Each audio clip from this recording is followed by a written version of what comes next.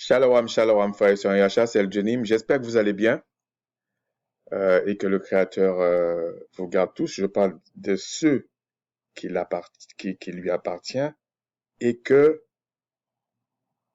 les alliances et les promesses leur appartiennent. Ça veut pas dire que n'importe qui peut pas entendre, c'est pas ça, mais c'est pas le temps de perdre son temps sur certaines choses. Et je dis pas ça pour mépriser d'autres personnes. C'est pas mon but. D'ailleurs, à ce propos, vous allez me dire, ouais, non, non. Quand je parle des chrétiens, je suis pas en train de parler de l'individu forcément. Je parle des entités. Parce que le protestantisme, la plupart des dénominations qui se disent, ils sont sortis des dénominations, etc., ils ont des relents de protestantisme euh, luthérien quelque part. Ok. Et les protestants luthériens, ils ont aussi pris certaines choses du catholicisme. Parce que c'est les entités qui enseignent. Okay? C'est les célestes qui enseignent. Qu'ils soient déchus ou pas, c'est eux qui enseignent. Le Créateur t'enseigne pas directement. Tu peux être étonné, mais t'es qui pour qu'il te parle directement? C'est pas toi qui as créé les cieux et la terre, c'est pas toi qui, c'est comme l'enfant qui dit, c'est comme l'enfant qui dit à ses parents, comment m'éduquer? Les parents vont péter une coche, comme on dit. Enfin, ils vont dire, mais ça va pas, c'est quoi cette histoire? Et si l'enfant veut s'éduquer lui-même, qu'il se débrouille. Il n'a pas besoin des parents. Qu'il sorte, qu'il aille faire sa vie. C'est normal. Le problème, c'est s'il a 10 ans, il peut pas. Bon. En fait, aujourd'hui, on va parler, je vais essayer de partager quelque chose sur Deutéronome 28 et sur quelque chose que les gens associent directement à Deutéronome 28, la traite négrière atlantique ou la traite négrière ou on va dire l'esclavage, on va dire en gros des mélanodermes et notamment des Israélites. Pour faire court, oui et non. Mais on va essayer de démontrer pourquoi c'est pas ça. Okay? Et pourquoi c'est ça. À ce propos, euh, il y a la doctrine chrétienne là, franchement, elle me sort par la tête par moment. J'entends des personnes parler et si le Tout-Puissant le permet, à un moment donné, je vais faire une petite vidéo. Peut-être je vais pas tout dire parce que je sais pas tout, hein, évidemment. Mais déjà, j'ai pas l'intention de tout dire. Euh, le fait que l'ordre d'Aaron et l'ordre de Melchisédek ne s'opposent pas. Et ce qui s'est passé dans le jardin d'Éden, c'était quel ordre? Et parce qu'il y a des gens, ils prennent ça pour justifier certaines choses qui n'est pas justifiable, en fait. Je sais pas. Ils disent des choses euh, parce qu'ils sont influencés par la culture satanique dans laquelle ils sont. Et quand je dis culture satanique, ce sont des entités sataniques qui construisent des choses là. Mais c'est le Tout-Puissant qui le permet parce que il veut faire quelque chose. Ok?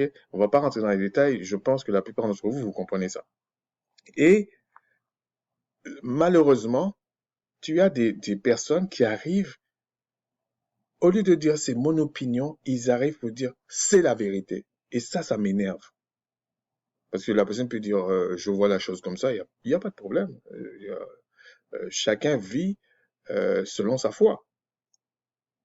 Mais tu peux pas m'imposer quelque chose ou imposer à d'autres personnes. C'est sûr que le Créateur va demander des comptes. C'est sûr et certain. Parce que tu peux pas prendre le jardin d'Éden où Adam et Ève ne mangeaient pas de la viande. Toi, tu manges de la viande. Adam et Ève étaient nus. C'est impensable aujourd'hui que tu marches nu dans la rue. Et il y a plein de choses comme ça. Et on verra. Parce que les personnes prennent ça pour justifier certaines choses. Et moi, je dis que non. Il faut aller jusqu'au bout. Si tu veux faire comme ça, parce que pourquoi je parle de ça? Je ne vais pas rentrer dans certains détails parce que j'ai vu certaines vidéos là, c'est énervant. Et ce qui m'agace le plus, c'est que les mêmes, il y a une théorie qui circule, parce que moi j'appelle ça une théorie, c'est pas l'esprit du Seigneur, je le dis franchement, qui pense que tous ceux que le Créateur a agréés avant la venue de Christ, c'était des enfoirés en fait. C'est ça en fait. Ils n'osent pas le dire parce qu'ils vont dire non, c'est pas exact, mais c'est ça. C'est que le Créateur ne savait pas ce qu'il faisait quand il élevait ses patriarches et tout ça, c'est qu'il était cinglé en fait. Et que lui, parce que généralement c'est des hommes, et que lui, il estime qu'il est plus grand que tous ces patriarches-là, qu'Abraham, que Job, que Ésaïe, que tous ces gens-là, ils sont plus grands que ça. Mais quand tu les entends parler, ils n'arrivent pas à la cheville de toutes ces personnes-là. En fait, il a une caméra et puis la personne parle. Oui, d'accord, je comprends. Mais ça, non seulement ils font ça, mais ils ont cette tendance à mépriser les gens. Personnellement, je condamne personne. Je parle de doctrine. Parce que mes ennemis, ce ne sont pas des humains. Mais eux, la manière qu'ils méprisent les gens quand ils parlent, qui les mettent à des rangs plus bas que les animaux, c'est que eux, ils condamnent les gens.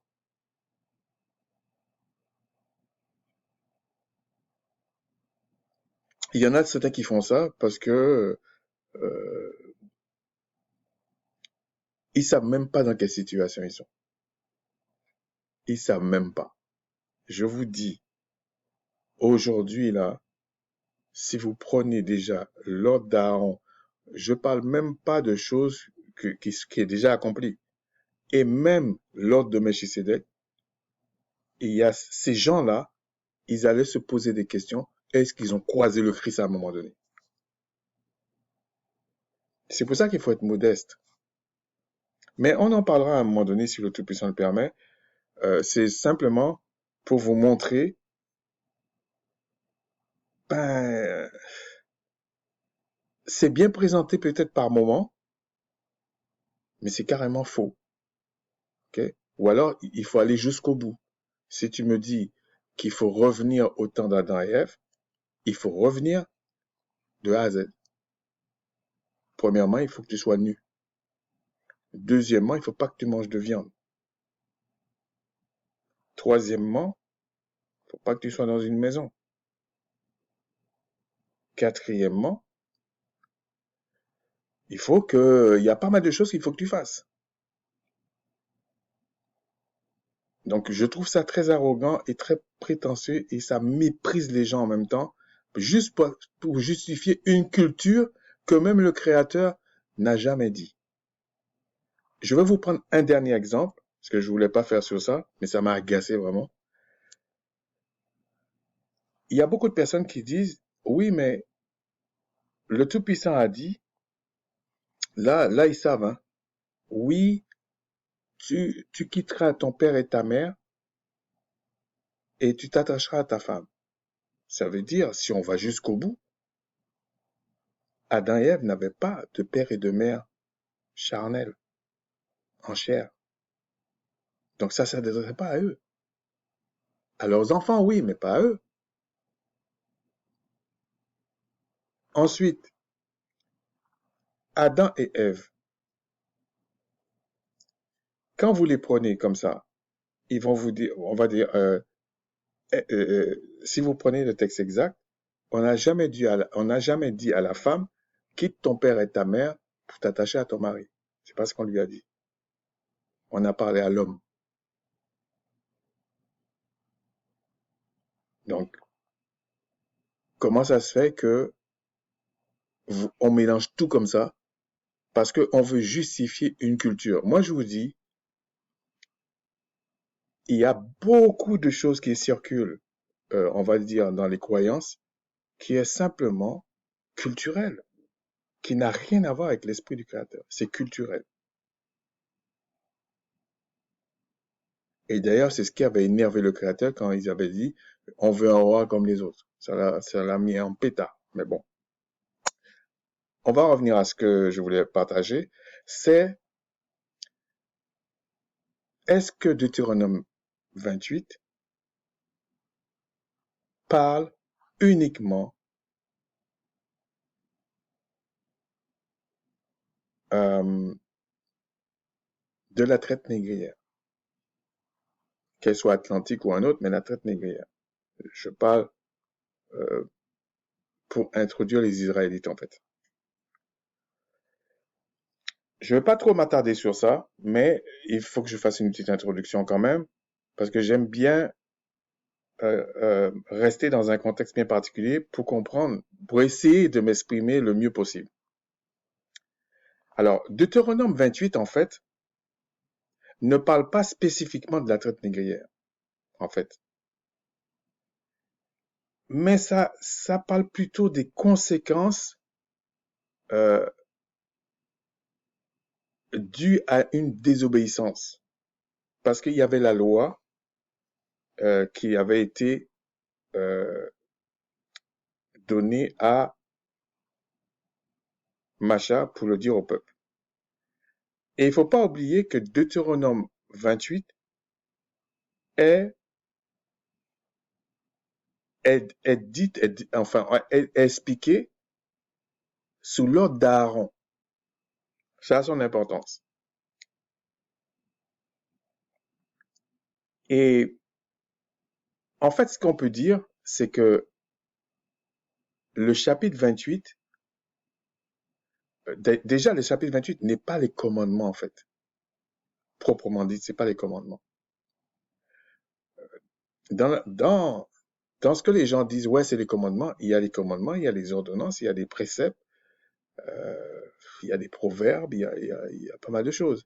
C'est pas, mais ça reste quand même des choses à pratiquer. Okay? Donc, il faut tenir compte de ça aussi. En réalité, lorsque vous lisez Deutéronome 28, c'est plutôt, comme j'avais dit, la conséquence euh, de ton comportement vis-à-vis de la loi. Donc, si tu obéis, si tu désobéis, etc. Ce que je dirais que c'est la rémunération. C'est la rémunération que le Créateur a associée à sa loi. C'est-à-dire que si tu pratiques, voilà mon engagement. Si tu pratiques pas, voilà mon engagement. Comme un contrat. Contrat de mariage, par exemple. C'est ça qui est le plus proche.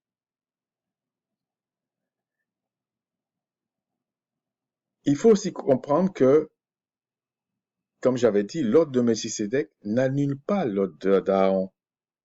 Il ne faut pas les opposer. C'est simplement l'ordre d'Aaron était une pédagogie pour comprendre l'ordre de Melchisédek. Mais quand on parle de pédagogie, c'est à plusieurs niveaux. Il faut sortir de la culture, on va dire, pour le coup, païenne, que les gens ont été bercés. C'est pas, c'est pas en prenant des repères païens que tu vas expliquer la parole du Créateur. C'est dévoué par interdit, ce genre de choses. C'est une abomination. Alors,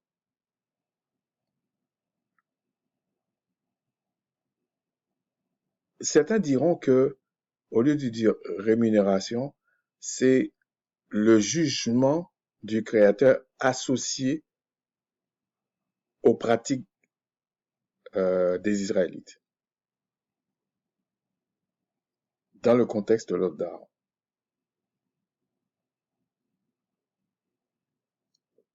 Donc, on va simplement rappeler quelque chose. Je ne vais pas le lire. Vous allez aller dans, si vous voulez vraiment lire, il y a un petit résumé dans Exode 20 euh, qu'on appelle communément les 10 commandements. Donc, il y a un récapitulatif, mais il n'y a pas tous les détails. Si vous voulez les détails, il faut aller dans Lévitique 11, Lévitique 23, même non, même Deutéronome vous explique beaucoup de choses, ok? Mais dans Exode 20, il faut bien comprendre que voilà ce que dit le Créateur. Il leur a fait sortir d'Égypte et tout, et il leur dit, tu n'auras pas d'autres dieux, d'autres, on va dire, d'autres entités, d'autres médiateurs devant ma face. Tu n'auras pas ça. Donc, on explique, ça, ça veut dire tellement qu'il y a des pop-up qui sortent, franchement, c'est agressif, c'est énervant, mais bref. Et en fait, le créateur dit qu'en fait, il veut pas partager la relation de son peuple avec une autre entité qui se prétend être euh, euh, craindre le créateur. Il veut pas. Il veut pas. Donc, quand il a dit ça, l'autre d'Aaron, on va voir en fait, j'ai déjà fait une vidéo sur ça, mais en fait, pourquoi était fait l'autre d'Aaron? C'est vrai que c'était quand même fait pour expliquer quelque chose au peuple. Il faut quand même comprendre ça. Et il y avait forcément des retombées. D'ailleurs, le Créateur, il aime récompenser. C'est comme un père qui est content, bah, il fait des cadeaux. Il est content. On va passer à, on va aller dans, donc ce que je vais faire, je vais faire une introduction avec un petit développement, mais, et puis je vais faire une autre vidéo pour la conclusion, sinon ça va être trop long.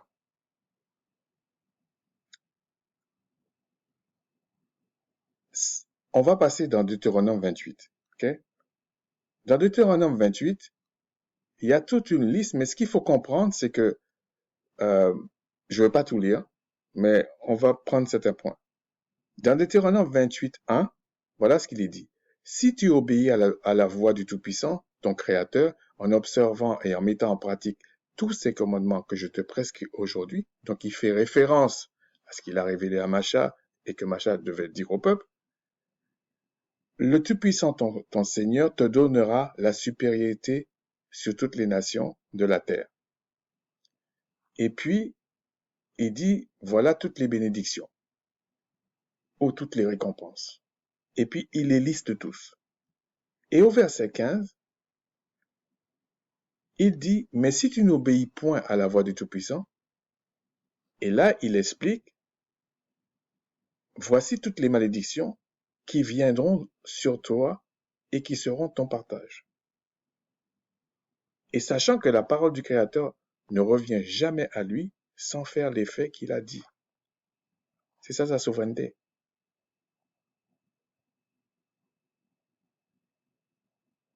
C'est vraiment le Père qui est là, c'est pas le Fils, c'est le Père qui parle. Le Père n'a pas, il est au-delà d'un corps angélique, donc il est au-delà du Christ. C'est comme ça. Ça ne veut pas dire que le Christ n'a pas une importance capitale, puisqu'on vous dit c'est la pierre de l'angle, donc il est capital. C'est le Père qui l'a mis à sa droite, donc il a quand même une place que personne n'aura. il n'y a pas d'égal à Christ, ça n'existe pas. On va pas rentrer dans ça, mais...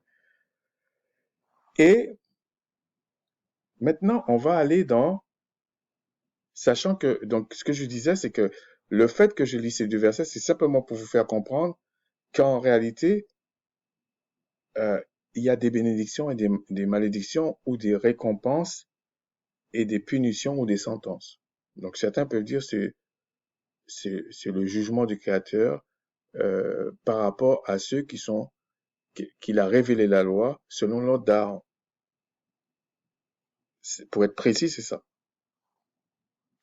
Maintenant, si vous allez dans le verset 41, 28-41, voilà ce qu'il est dit. Alors, les gens prennent ça pour dire que oui, c'est la traite négrière, voilà, c'est la preuve que c'est la traite négrière. Bon, ils prennent d'autres choses, mais on va aller petit à petit. Verset 41, voilà ce qu'il est dit. Tu engendras des fils et des filles, ils ne seront point à toi, et ils iront en captivité. Donc, ils lisent captivité, ça y est, ils partent en vrille. Ils commencent à parler. Exactement comme celui qui veut faire placer une culture qui n'a rien à voir avec l'esprit du Créateur, il va aller chercher Adam et Ève dans le jardin d'Éden, où il va chercher une partie là. Et en plus, certains ont le culot d'aller mépriser les gens. Moi, je comprends pas en fait. Je comprends pas. Ce serait bien que, par exemple, moi, ça m'intéresse pas parce que chacun doit avoir son opinion. Mais pourquoi ces gens-là, avant de venir mépriser les gens, ils acceptent pas un débat contradictoire? Je dis un débat, pas une prise de tête, hein. Un débat contradictoire, simplement. Et pas faire des sales coups aux gens. Parce que l'intelligence n'est pas née que chez eux, hein. On connaît ça. Donc, ils prennent des fois ce passage, vous voyez, là, ils sont partis en captivité. C'est la traite négrière atlantique, c'est la traite négrière ceci. Vous voyez? Sans même chercher à comprendre ce que disaient les Écritures. Comme je vous ai dit, la parole du Créateur ne retourne jamais à lui sans faire son effet. Et sa parole est permanente, en fait. Sauf quand il dit telle chose va accomplir tel truc. Mais c'est permanent. C'est comme, je sais pas, des parents qui disent à des enfants, tu rentres à 19 heures ou tu vas au lit à telle heure. L'enfant va pas venir tous les jours lui dire, mais au fait, c'est à quelle heure je vais aller me coucher? Au fait, je dois rentrer à quelle heure? Non, non, non. C'est acté, c'est comme ça. Donc, il va dire, sous-entendu, jusqu'à tel âge, ce sera comme ça. Sauf quand lui, sauf quand les parents lèvent cette condition et puis passeront à autre chose. C'est un peu ça, l'ordre d'Aaron, l'ordre de Melchisedec. C'est un peu comme ça. Ça veut dire, on va dire en gros, tant que tu as, je sais pas moi, je prends un exemple faux, hein, tant que tu as 11-12 ans, tu vas le coucher à telle heure. Et c'est non négociable. Et j'ai les moyens de te faire comprendre. Si tu obéis, voilà, c'est ça. Si tu obéis pas, c'est comme ça. Mais tu fais comme tu veux. Mais si tu obéis pas, voilà ce qui va se passer. Et après, quand l'enfant a déjà 11, 12 ans, 13 ans, là, ben là, tu lui donnes d'autres directives, mais pour toi, déjà, tu le formes réellement pour être adulte. Donc, euh, tu sais qu'à 20 ans, il sera vraiment adulte. Je parle selon l'âge des Écritures. Donc, tu commences déjà à le former pour ça.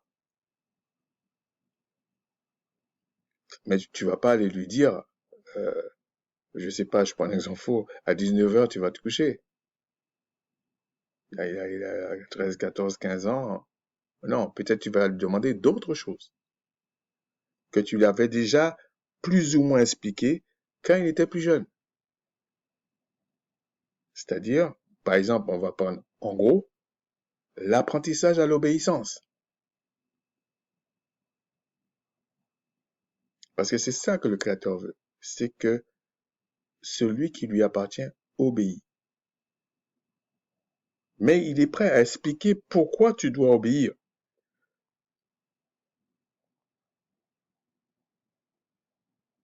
Il y a au moins deux choses. La première chose, c'est qu'il y a en face des entités qui t'aiment pas. Et ils sont plus puissants que toi. Ils sont des rebelles. Et si tu t'éloignes du Créateur, il va te défoncer.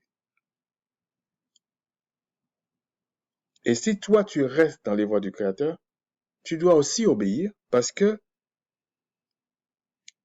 tu peux pas être l'égal du Créateur. Donc, je vous prends un exemple. Quand le Christ dit, si vous avez la foi comme un grain de sénévé, vous direz à cette montagne de se jeter dans la mer et elle ira dans la mer. Vous voyez bien que c'est quelque chose d'impossible dans ta tête. Tu vas dire ça à certaines personnes, ils vont rigoler. Alors, le Créateur a le pouvoir de le faire, de transporter cette montagne en 2 secondes, peut-être pas en 2 secondes, mais en peu de temps. Mais il faut aussi intégrer que le Créateur, il est éternel. Donc, pour lui, 1000 ans, c'est comme un jour. Toi, tu vis 120 ans, selon l'ordre d'Aaron. Déjà, ça va te paraître, même si tu es doué, tout ce que tu veux, tu es honnête, tu vas pas comprendre. Tu vas pas comprendre. Donc, il te dit, écoute, fais-moi confiance. Si tu dis ça, si tu demandes ça, et que c'est dans mes plans, ça va se faire. Parce que c'est seulement sa parole qui s'accomplit. C'est seulement lui qui a l'esprit de victoire. Même Christ ne l'avait pas. Si Christ n'était pas soumis à son Père, il peut pas vaincre. Donc, là, on le liste tout un truc et puis ils prennent ça comme ça. Donc, en fait, Deutéronome 28 peut s'appliquer à la traite négrière, mais je vais vous donner un exemple où il s'est quand même appliqué cette captivité. On va aller dans, alors j'en ai mis plein là, euh, c'est l'avant-dernier, je pense que c'est ça, dans Daniel. Quand Daniel se retrouve à Babylone, il n'est pas en captivité? Bon, je ne vais pas raconter toute l'histoire, mais il est en captivité, non? Donc, pour Daniel, ça s'est accompli. Et, et quand il prie, regardez ce qu'il dit. Il tournait, bon, il a pris, il s'est humilié, donc il a jeûné, si on prend à partir du verset 3, pour que sa voix puisse être entendue dans les cieux. Vous allez dans Ésaïe 58, le jeûne et la prière, c'était fait pour ça. Ok? Et c'est toujours valide dans l'ordre de Melchisédek, parce que là, on est toujours dans l'ordre d'Aaron. Pour les gens qui pensent, et Christ n'a jamais dit que c'était aboli. Ça.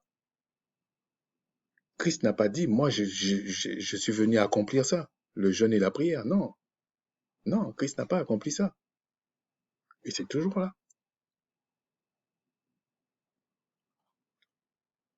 Et regardez ce qu'il dit. euh, je priais, verset 4, je priais le Tout-Puissant, mon Créateur, et je lui fis cette confession. Ça veut dire il avoue, hein, Seigneur Tout-Puissant et redoutable. Souvent, les chrétiens, ils oublient, les chrétiens et les croyants, là, certains, là, ils oublient que le Tout-Puissant est redoutable. Je pense que c'est un petit copain, on peut négocier. Bon. Toi qui gardes ton alliance. Donc, il fait référence, le Créateur, il aime ça.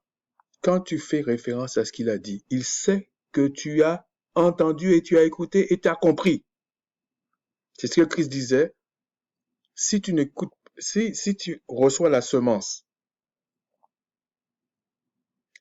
cette semence, on verra une fois, cette semence est incorruptible. C'est la parole du Créateur. C'est incorruptible parce que le Créateur lui-même est incorruptible. Il ne peut pas produire quelque chose qui est corruptible. Il n'est pas incorruptible. Ok? Donc, euh, ce que je voulais dire, c'est que lorsque vous dites à quelqu'un, vous lui parlez et vous lui rappelez ce qu'il a dit, ça veut dire déjà vous le respectez. Ce n'est pas pour l'éprouver, non, mais vous le respectez. Partez pas dans tous les sens. C'est pour ça qu'il est dit, si tu pries, en gros, quelque chose qui est contre la volonté du Créateur, ta prière même c'est une abomination. N'attends pas qu'il se passe quelque chose. Ce que les, la doctrine chrétienne, bon, sauf quand c'est flagrant. C'est-à-dire quand c'est flagrant, c'est la culture dans le pays où il est, là c'est flagrant pour lui. Mais dans la réalité, eux, ils, ils n'ont pas une grande enfin, ils n'acceptent pas. Pour eux, la foi, c'est quelque chose qui est pendu en l'air. On ne sait pas d'où ça vient. Alors que la foi, c'est associé à ce que le Créateur a promis. C'est ça une alliance. C'est ça une promesse.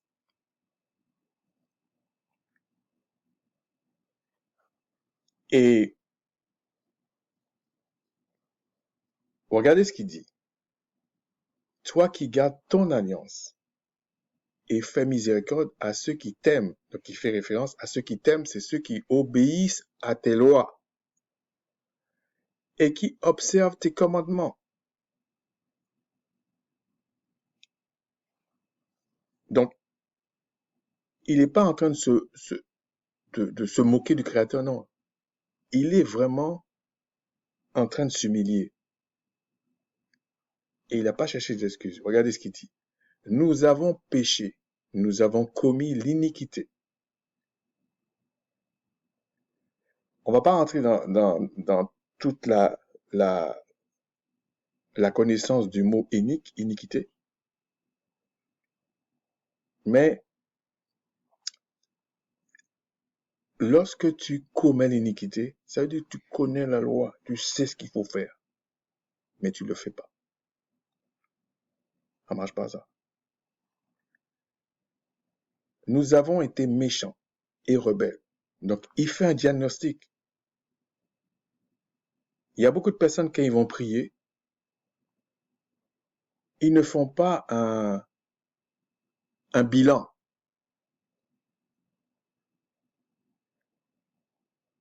Ils font des choses machinalement comme ça.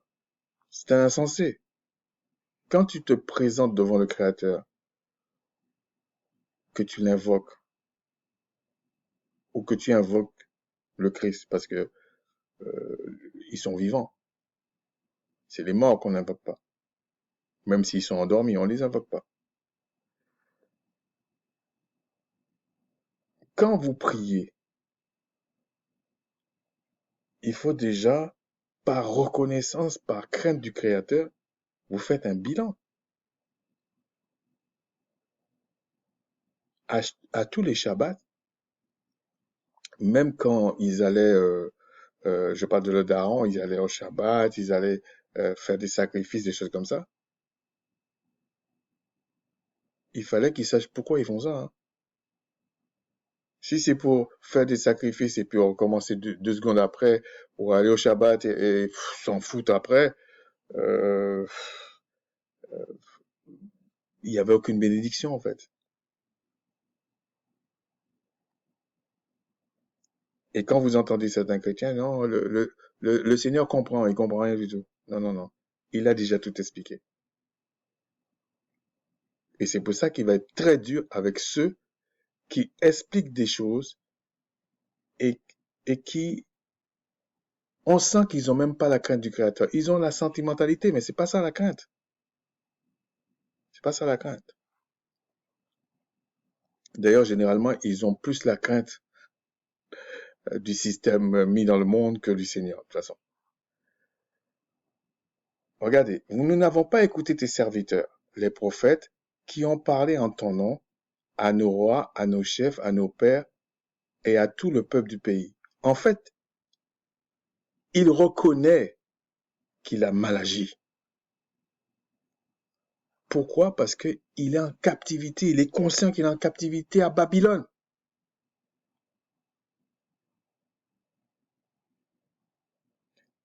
Donc là, il est sur l'ordre d'Aaron.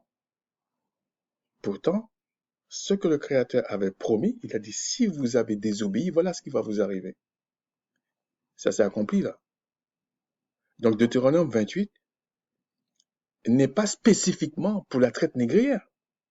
En plus, la traite négrière, je parle pour les grands connaisseurs qui se fichent de nous soi-disant, n'a jamais été fait, la traite négrière là, atlantique là, et même d'autres traites négrières après la résurrection du Christ, n'a jamais été fait sous l'ordre d'Aaron. Ce sont des choses qui ont été faites sous l'ordre de Melchisédek. Et là, vous allez chercher ce qui a été promis sous l'ordre d'Aaron, et puis là, vous vous dites, non, c'est parce que la parole du Créateur, elle est permanente. Un peu comme la terre. La terre, elle tourne 24 heures sur 24, elle est permanente, elle s'arrête pas. Elle s'arrête pas. Il peut y avoir des cycles, tout ça, mais ça s'arrête pas. Le vent dans l'atmosphère, ça s'arrête pas. Sinon, il n'y a pas d'avion. C'est pas le moteur, c'est pas le moteur de l'avion qui le fait voler aussi loin. Non, c'est le vent. Il plane. Il y a toujours le vent qui est là.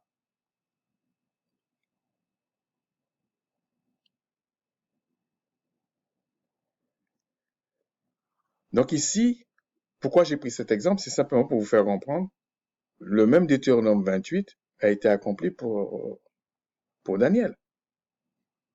Enfin, je parle de sa génération, quand ils se sont retrouvés à Babylone. Maintenant, on va prendre autre chose. Toujours, on va retourner dans Deutéronome et on va aller dans le verset 64, 64, 65. Voilà ce qu'il est dit.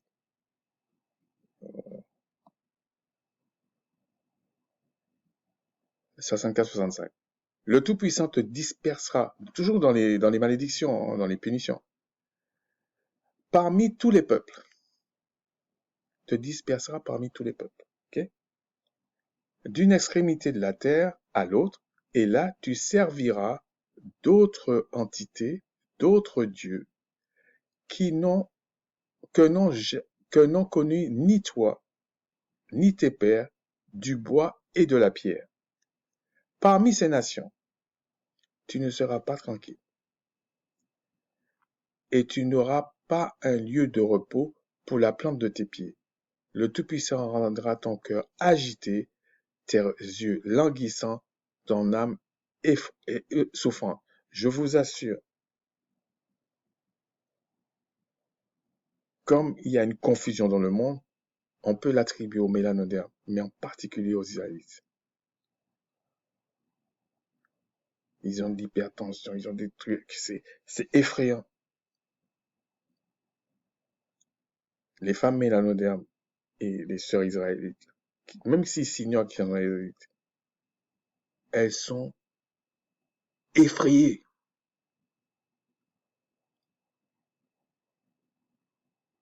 Effrayées, je vous dis. Les hommes, c'est pareil, pour une bonne partie d'entre eux. Parce que ce qu'on les fait subir, c'est insidieux, mais c'est là. Ça, c'était promis sous l'ordre d'Aaron. On vous dit que c'était la première alliance.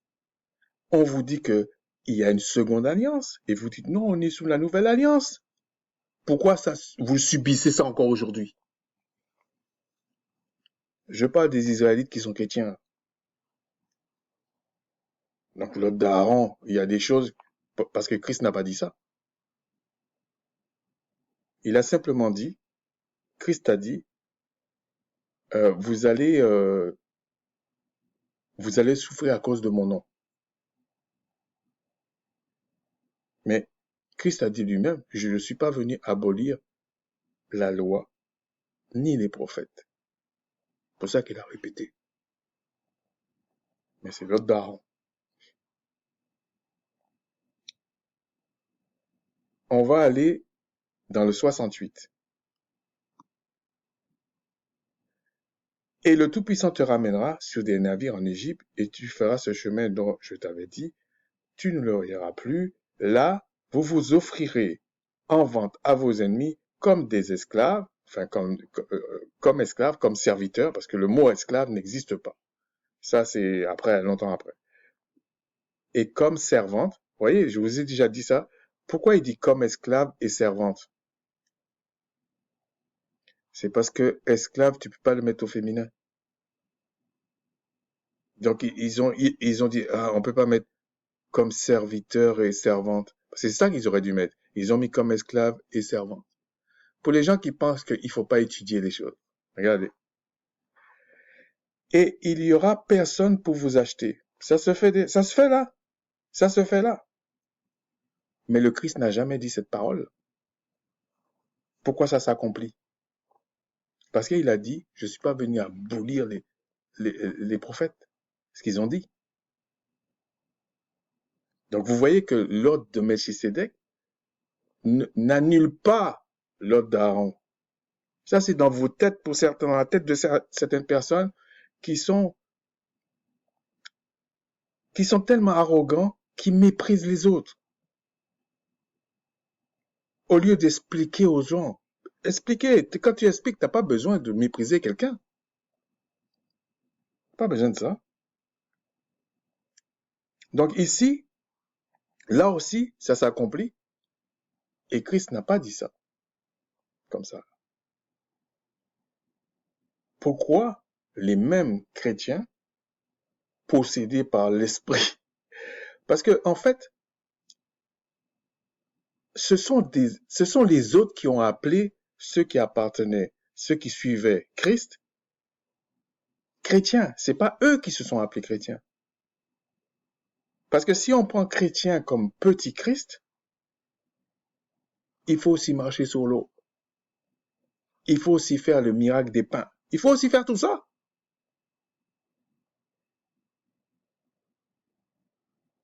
Mais c'était des gens du monde comme ça, là, qui ont appelé chrétiens et ils sont fiers de ça. Vous voyez pas que c'est une entité qui est derrière ça?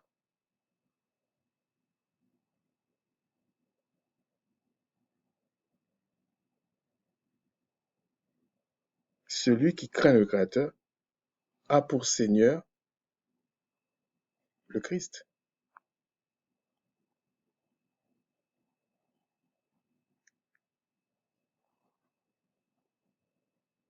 Et puis ils vont dire non, le Christ c'est mon frère, c'est mon grand frère.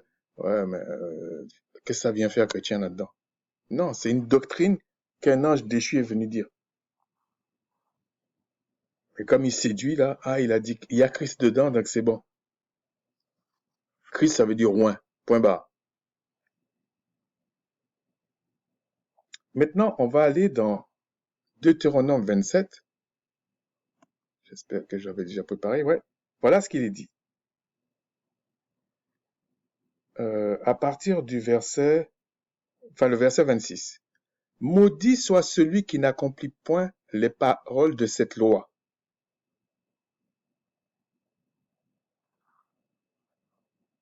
Qui a été révélée à Macha, sur l'autre d'Aaron, et qui ne les met pas en pratique.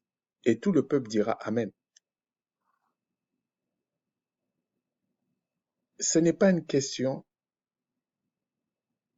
En fait, si vous voulez, à chaque fois qu'il désobéissait et que ça annulait l'effet des sacrifices d'animaux, parce que le Créateur n'a rien prévu lorsque tu fais exprès. Lorsqu'il t'avertit tout le temps et tu continues à faire, le sacrifice ne sert à rien. Je parle de l'ordre d'Aaron. C'est pareil pour l'ordre de Melchisédek. C'est pareil. Le Créateur est prêt à pardonner lorsque tu es de bonne foi. Mais il n'est pas en train, c'est pas parce que tu es de bonne foi qu'il va te dire, ah non, t'as pas péché. Il va te dire, non, t'as péché. Mais viens pour que je te soigne. Mais il n'a pas prévu que ce soit l'ordre d'Aaron, que ce soit l'ordre de Melchisédek, comment on essaie de faire quoi. Tu pêches exprès, et puis ça, non, ça marchera pas. Au lieu de mépriser les gens, voilà, c'est ça la vérité.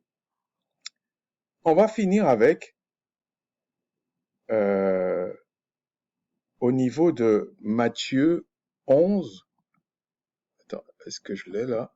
Ouais, je vais faire la conclusion après. Donc, Matthieu 11, à partir du verset 25.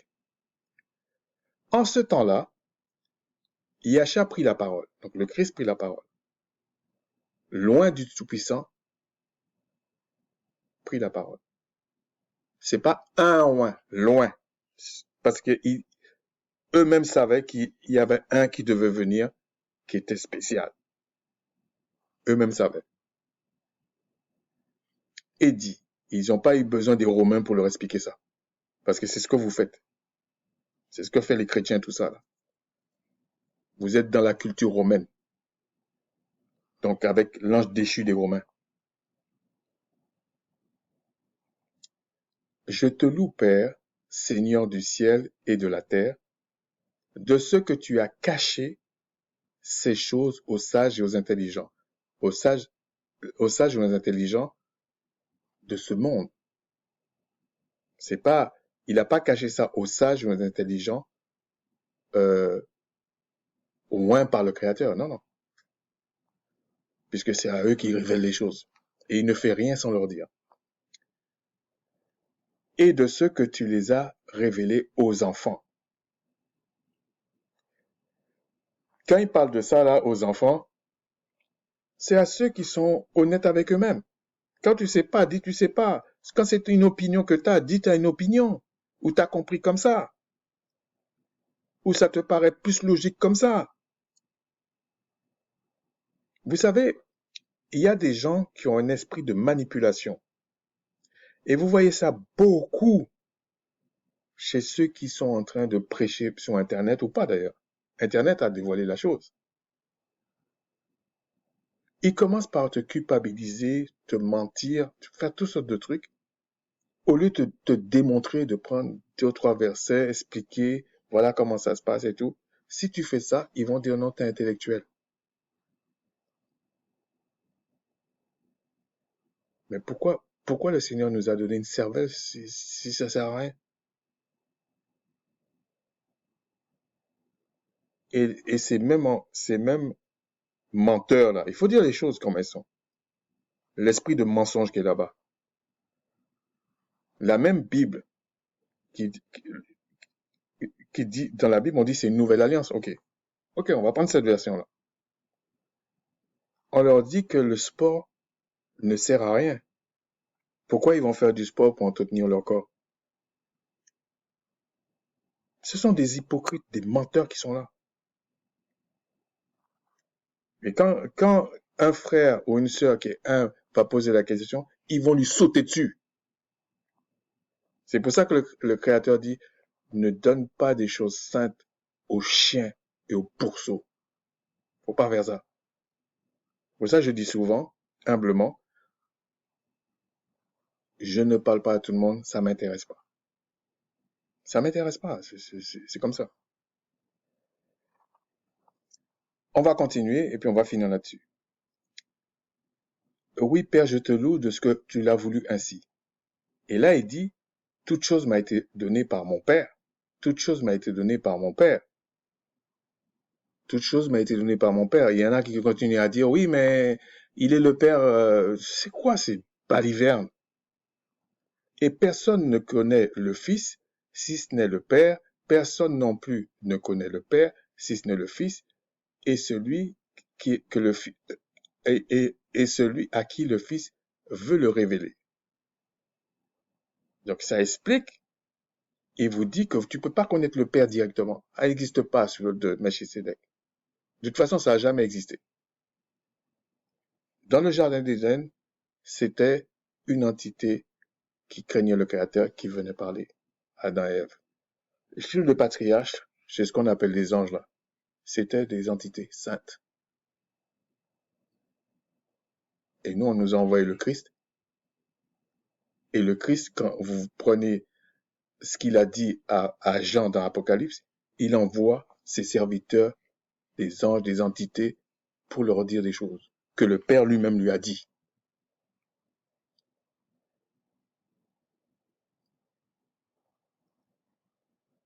Venez à moi, vous qui êtes fatigués et chargés, et je vous donnerai du repos. Prenez mon joug et vous recevez mes inscriptions, car je suis doux et humble de cœur, et vous trouverez du repos pour vos âmes. Car mon joug est doux et mon fardeau léger. Il y a des gens qui lisent ça comme ça, et puis il y a des gens, ça leur touche quelque part. Et moi, je comprends ça. Ce n'est pas que je me vante, non.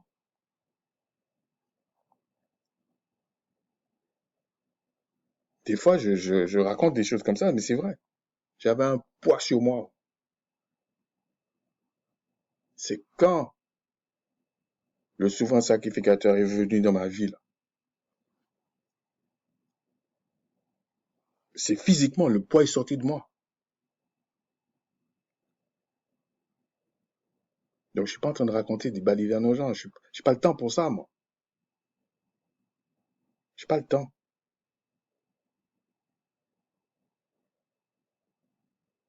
Et c'est pour ça que je dis souvent, quand vous êtes dans un problème, vous ne pouvez pas comprendre le problème. C'est quand vous sortez du problème, tu dis, waouh, j'étais là-dedans bien comme il faut. Pourtant, les gens disaient, ouais, mais je vois pas où est le problème. Alors, moi, je me disais, avant même, hein, je disais, mais, ça veut dire, il est plus foutu que moi, celui-là. Et je me moquais pas, hein. Ça m'effrayait, en fait. Donc, ici, ce qu'il faut comprendre, c'est que Christ, bon, je suis pas, ce que j'essaie d'expliquer ici, c'est que dans les Écritures, il y avait une promesse où on disait que euh, c'est parce que je voulais pas le chercher, mais je vais être obligé d'aller le chercher pour vous faire comprendre le lien avec ça. C'est que je pense que c'est le 48. Ouais. Tu serviras, bon, etc., etc. Et là, le Tout-Puissant dit, et il mettra un joug, euh, bon, je vais le lire. Tu serviras au milieu de la faim, de la soif, de la nudité et de la disette de toutes choses. Et je vous dis que ça existe là déjà. Tes ennemis que le Tout-Puissant enverra contre toi. C'est déjà ça. Et pourtant, c'est l'ordre de Melchisedec. C'est pas l'ordre d'Aaron, là. Il mettra un joug de fer sur ton cou jusqu'à ce qu'il t'ait détruit. Je vous assure, je vous ai dit quelque chose, c'est la vérité que je vous ai dit. Maintenant, vous prenez comme vous voulez, mais je vous dis la vérité. J'avais un poids sur moi. Je marchais même plus ou moins bossu. C'était catastrophique. C'est quand le Christ, et je me suis basé, malgré ma confusion, mais je me suis basé sur le sacrifice qu'il a fait.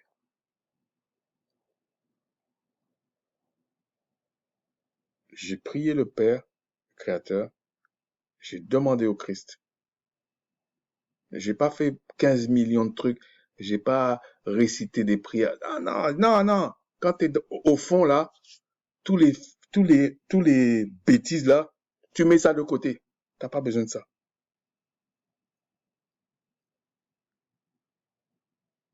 Et quelque temps après, j'ai compris le joug qui était sur moi. Ce que j'essaie d'expliquer, on n'était pas, on n'est pas autant, euh, on était, je veux dire, depuis que Christ est parti, ou depuis que Christ est venu, on n'est plus sur l'autre d'Aaron. Comment ça se fait que le joug de fer là était sur moi ou sur la plupart là? Qui est honnête qui va pas vous dire, non, c'est dur là. On vient, on te vole, on te pille, on fait tout. Oui, mais on a des pays indépendants. Mais tu vis sur quelle planète? Tu vis sur quelle planète? Et qu'est-ce que ça a donné? Comme ils comprennent pas ce qui se passe, ils savent même pas le combat où il est. Et oui, c'est vrai que les gens vont venir, vont vous dire, oui, mais dans Deutéronome 28, on parle, il y a ça, il y a ça. Oui, mais c'est une parole permanente. Tu n'obéis pas, c'est ça qui t'arrive. C'est tout. Il y a pas de... donc, que tu sois sous l'ordre d'Aaron ou sous l'ordre de Melchisédek, il faut simplement comprendre que les deux ordres ne s'annulent pas, se complètent, s'annulent pas. Ça s'annule pas. C'est comme ça.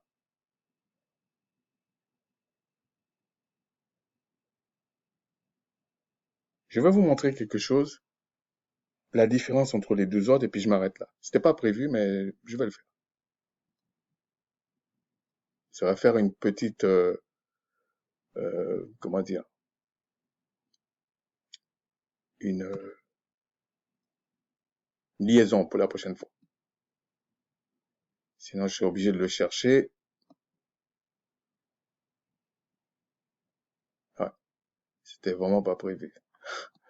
Alors, on va aller dans Hébreu 9. Je pense que c'est Hébreu 9. Bon, j'ai pris cette version-là, prenez n'importe laquelle, ça change rien. Alors, si je prends à partir du verset 11, et puis on arrête là-dessus. Mais Christ, Hébreu 9, verset 11. Mais Christ est venu comme souverain sacrificateur des biens à venir. Des biens à venir. Il a traversé le tabernacle plus grand et plus parfait qui n'est pas construit de main d'homme. Donc là, on est vraiment dans l'ordre de Melchisédek. Okay? C'est-à-dire qui n'est pas de cette création.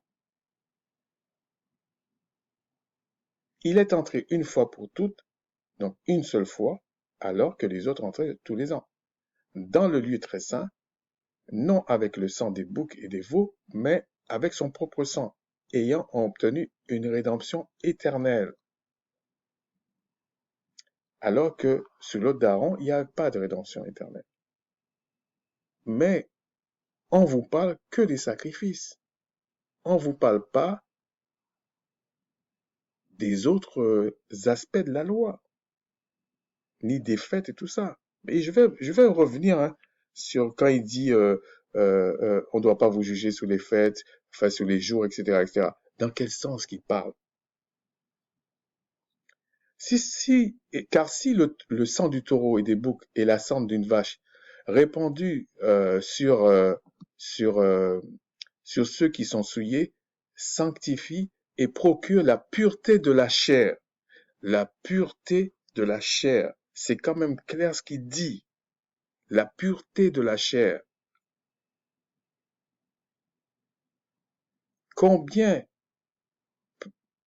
combien plus le sang de Christ qui, par un esprit éternel, on vous dit par un esprit éternel. Moi, je vous dis, tous les esprits sont éternels. Ça meurt pas, ça se détruit. Okay? S'est offert lui-même, sans tache au Tout-Puissant, purifiera-t-il votre conscience des œuvres mortes? Les œuvres mortes, là, c'est le péché, c'est l'iniquité. C'est ça qui sépare du Créateur. Afin que vous serviez le Tout-Puissant.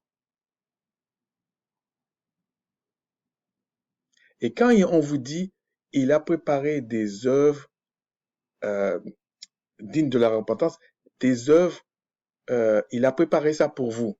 Mais c'était la loi. C'était la loi. Donc il y a une base de la loi qui est là, c'est normal, c'est les fondations. Et puis, tantôt le Créateur va te parler d'une manière, tantôt il va te parler d'une autre, et il va te montrer, il va te donner une vision, un songe, une révélation, etc., etc. Mais la base reste la base. Les fondations restent les fondations. Donc, dans Deutéronome, bien que l'ordre d'Aaron euh, parle, euh, non, je vais continuer, verset 15, et puis on finit là.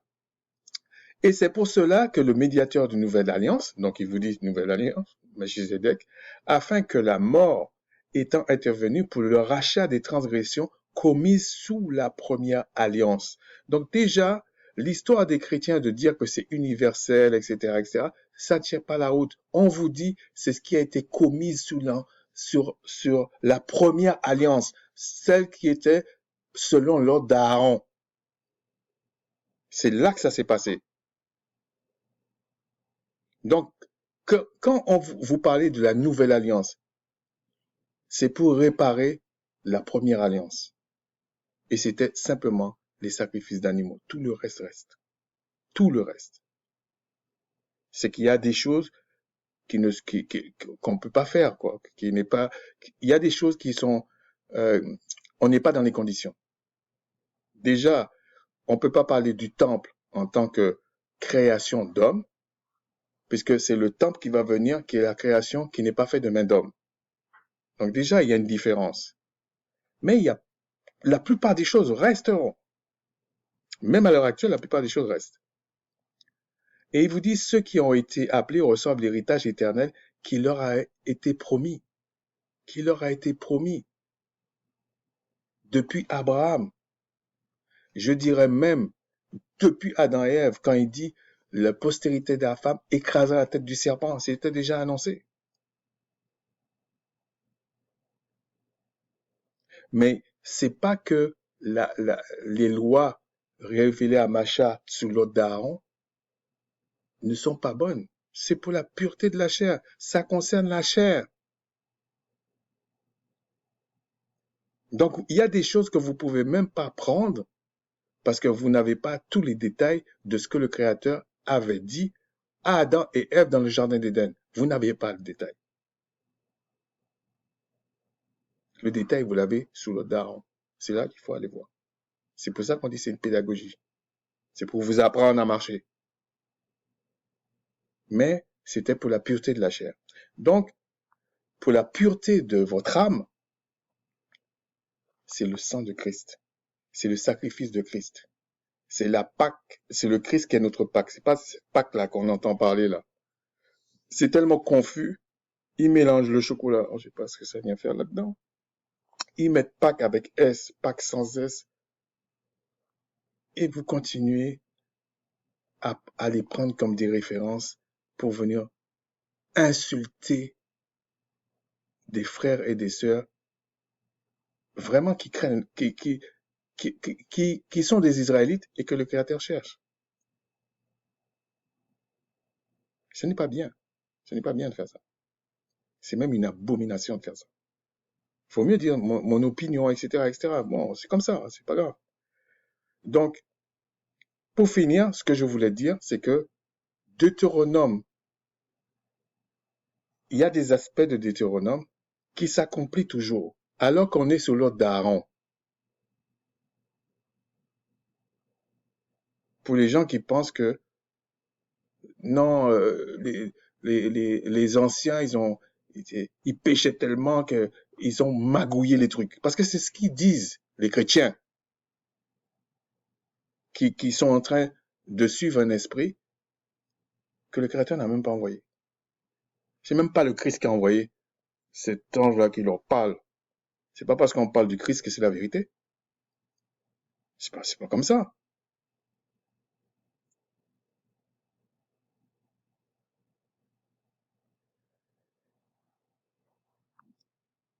C'est pas une conclusion, mais vous comprenez pourquoi je vous ai dit, oui, la tête négrière, on peut prendre comme base la Deutéronome 28 pour expliquer, mais on peut, on peut prendre Daniel, la captivité de Daniel pour expliquer toujours Deutéronome 28, sachant que la traite négrière, peu importe Atlantique, Arabe, etc., quoique c'est pas la même chose, mais on va englober tout, ils ne sont pas, ils sont pas faits sous l'ordre d'Aaron. Donc, il faut comprendre que la parole du Créateur, elle est permanente. Elle est agissante et permanente. Un peu comme la terre qui est suspendue dans les airs. Qui le tient? Oui, il y a la loi, machin. Ça, c'est pour les enfants, ça. La loi, machin, oui, d'accord, mais toute la parole du Créateur, c'est une loi. Dès qu'il parle, c'est une loi. Et il utilise ses serviteurs, il utilise ses entités qui le craignent et il leur passe la puissance. C'est pour ça qu'il est dit au Christ, reste à ma droite jusqu'à ce que je fasse de tes ennemis mon marchepied, ton marchepied. Et Christ dit, mais c'est l'Esprit du Père qui est en moi, qui fait les œuvres. Donc Deutéronome, oui et non. On n'a pas, Deutéronome n'est pas, c'est pas une prophétie, enfin, c'est une prophétie, mais c'est pas une loi en tant que telle. C'est la rémunération de la pratique des choses, de l'obéissance. Tu obéis ou tu obéis pas. Sur ce, je vous dis, shalom.